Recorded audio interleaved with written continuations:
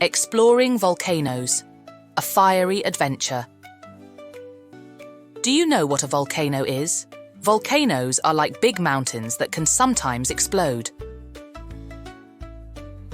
They are special mountains because they can shoot out hot stuff like lava and ash. Inside a volcano, there is something called magma. Magma is super hot rock that is like a liquid. When a volcano erupts, the magma comes out and flows down the sides like a river of fire.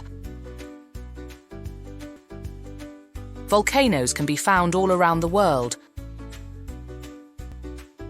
Some are big, some are small, some are even under the sea. They erupt, they can make loud noises and send ash and rocks high into the sky.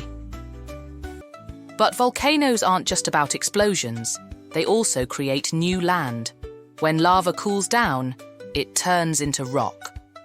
Over time, this rock builds up and makes new land. Scientists study volcanoes to learn more about them and to keep people safe. They use special tools to measure how active a volcano is and to predict when it might erupt. So, the next time you see a volcano on TV or in a book, remember that it's not just a mountain. It's a fiery adventure waiting to happen.